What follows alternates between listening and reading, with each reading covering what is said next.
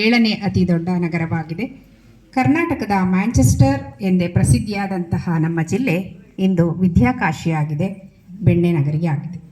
ನಮ್ಮ ಜಿಲ್ಲೆಯ ಹಾಗೂ ನಮ್ಮ ಡಯಟ್ನ ಹಿನ್ನೆಲೆಯನ್ನು ಹೇಳಬೇಕು ಅಂತ ಹೇಳಿದ್ರೆ, BTI ಆಗಿ ಸ್ಥಾಪನೆಯಾದಂತಹ ನಮ್ಮ ಡಯಟ್ ಬೇಸಿಕ್ ಟ್ರೈನಿಂಗ್ ಇನ್ಸ್ಟಿಟ್ಯೂಷನ್ ಅಂತ, ನೆಕ್ಸ್ಟು TTI ಆಗಿ ಪರಿವರ್ತನೆ ಆಯಿತು.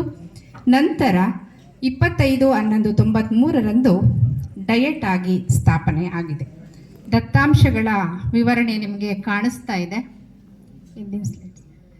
ನಾನು ಸಚೇತನ ಕಾರ್ಯಕ್ರಮಗಳಲ್ಲಿ ಮೊದಲನೆಯಾದಂತಹ ಬೆಳಗಿನ ಪ್ರಾರ್ಥನಾ ಅವಧಿಯ ಚಟುವಟಿಕೆಗಳಿಂದ ನಮ್ಮ ಜಿಲ್ಲೆಯ ಮಕ್ಕಳಲ್ಲಿ ಆದಂತಹ ಬದಲಾವಣೆಗಳ ಬಗ್ಗೆ ಹೇಳೋದಾದರೆ, ಶಿಕ್ಷಕರ ಹಾಗೂ ಮಕ್ಕಳ ಪ್ರತಿಭೆಯ ಅನಾವರಣಕ್ಕೆ ಒಂದು ಮುಖ್ಯ ವೇದಿಕೆಯಾಗಿ ಪ್ರಾರ್ಥನಾ ಅವಧಿಯ ಚಟುವಟಿಕೆಗಳು ಬಹಳಷ್ಟು ಉತ್ತಮವಾದಂತಹ ಅವಕಾಶಗಳನ್ನು ಕಲ್ಪಿಸಿಕೊಟ್ಟಿದೆ.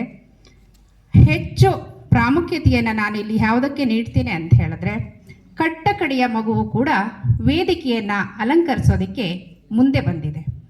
ಪ್ರತಿಯೊಂದು ಮಗುವು ಕೂಡ ನೆನ್ನೆ ಶರಣು ಮಾತಾಡುವಾಗ ಹೇಳ್ತಾ ಇದ್ರು, ಮಾತನಾಡದ ಮಗುನು ಮಾತನಾಡ್ತಾ ಇದ್ದೆ, ಮಾತನಾಡುತ್ತಿದ್ದಂತಹ ಮಗು ಹೆಚ್ಚು ಹೆಚ್ಚು ಮಾತನಾಡ್ತಾ ಇದೆ ಅಂತ. ನಾನು ಅದನ್ನು ಸ್ವಲ್ಪ ಬದಲಾವಣೆ ಮಾಡ್ತೇನೆ. ಮಾತನಾಡ್ತಾ ಇರುವಂತಹ ಮಗು ಹೆಚ್ಚು ಕ್ರಿಯಾಶೀಲವಾಗಿ, ಸೃಜನಶೀಲವಾಗಿ ಮಾತನಾಡುವುದನ್ನು ಕಲಿಸಿಕೊಟ್ಟಿದೆ ಈ ಪ್ರಾರ್ಥನಾ ಅವಧಿಯ ಚಟುವಟಿಕೆಗಳು. ಹಾಗೆಯೇ ಮಕ್ಕಳ ಸಮಯ ಪಾಲನೆ ಬಹಳಷ್ಟು ಸುಧಾರಣೆಯಾಗಿದೆ. ಪ್ರಾರ್ಥನೆಗೆ ತಪ್ಪಿಸಿಕೊಳ್ತಾ ಇದ್ದಂತಹ ಮಕ್ಕಳು ನಿಗದಿತ ಸಮಯಕ್ಕಿಂತ ಮುಂಚೆ ಬಂದು ಇವತ್ತಿನ ಚಟುವಟಿಕೆಗಳನ್ನು ಏನು ನಿರ್ವಹಿಸ್ತಾರೆ ಎನ್ನುವಂತಹ ಕುತೂಹಲದಿಂದ ಕಾಯುವಂತಹ ಒಂದು ಅವಕಾಶವನ್ನು ಈ ಚಟುವಟಿಕೆಗಳು ಕಲ್ಪಿಸಿಕೊಟ್ಟಿದೆ. ಹಾಗೆಯೇ ಮಕ್ಕಳ ಹಾಜರಾತಿ ಸುಧಾರಣೆಯಾಗಿದೆ. ಜೊತೆಗೆ ಈ ಪ್ರಾರ್ಥನಾವಧಿಯ ಚಟುವಟಿಕೆಗಳಿಂದ ಪೋಷಕರು ಕೂಡ ಶಾಲೆಯತ್ತ ಹೆಚ್ಚು ಒಲವನ್ನು ತೋರಿಸುವಂತಹ ಒಂದು ಸಂದರ್ಭಗಳು ಒದಗಿ ಬಂದಿದೆ. ಮಕ್ಕಳಲ್ಲಿ ಸಭಾಕಂಪನ ಕಡಿಮೆ ಆಗಿದೆ. ಗುಡ್ ಪ್ರೆಸೆಂಟೇಷನ್ ಸ್ಕಿಲ್ಸ್ ನಮ್ಮ ಮಕ್ಕಳಲ್ಲಿ ಹೆಚ್ಚಾಗಿದೆ. ಹಾಗೆಯೇ ನಾಯಕತ್ವದ ಗುಣ, ಒಂದು ಟೀಮನ್ನು ಹೇಗೆ ಲೀಡ್ ಮಾಡಬೇಕು ಎನ್ನುವಂತಹ ಗುಣಗಳು ನಮ್ಮ ಮಕ್ಕಳಲ್ಲಿ ಬೆಳೆಯೋದಕ್ಕೆ ಕಾರಣ ಆಗಿರೋದು ಇಂದಿನ ಈ ಪ್ರಾರ್ಥನಾ ಅವಧಿಯ ಚಟುವಟಿಕೆಗಳು.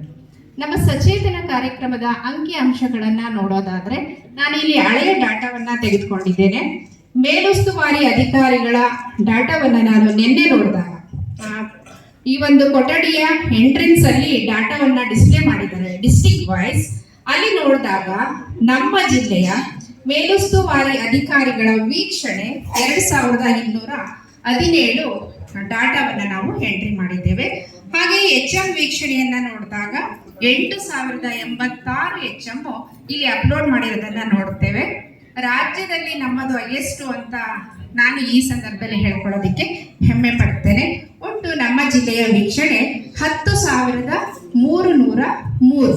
ಇನ್ನು ಹೆಚ್ಚು ವೀಕ್ಷಣೆ ಆಗಿದೆ, ಆದರೆ ಈ ಒಂದು ಡ್ಯಾಶ್ ಬೋರ್ಡ್ ಅಲ್ಲಿ ಎಂಟ್ರಿ ಆಗಿರ್ತಕ್ಕಂಥ ವೀಕ್ಷಣೆ 10,303 ಆಗಿರ್ತದೆ. ಇನ್ನು ನಾನು ಬ್ಲ್ಯಾಕ್ ಟಾಪ್ ಪರ್ಫಾರ್ಮೆನ್ಸ್ ಅನ್ನ ತೆಗೆದುಕೊಂಡಿದ್ದೇನೆ. ಯಾವುದಕ್ಕೆ ಸಂಬಂಧಪಟ್ಟ ಹಾಗೆ ಅಂತ ಹೇಳಿದ್ರೆ, ಮಾರ್ನಿಂಗ್ ಅಸೆಂಬ್ಲಿ ಮತ್ತೆ PTM ಇಂಪ್ಲಿಮೆಂಟೇಷನ್ ತೆಗೆದುಕೊಂಡಿದ್ದೇನೆ.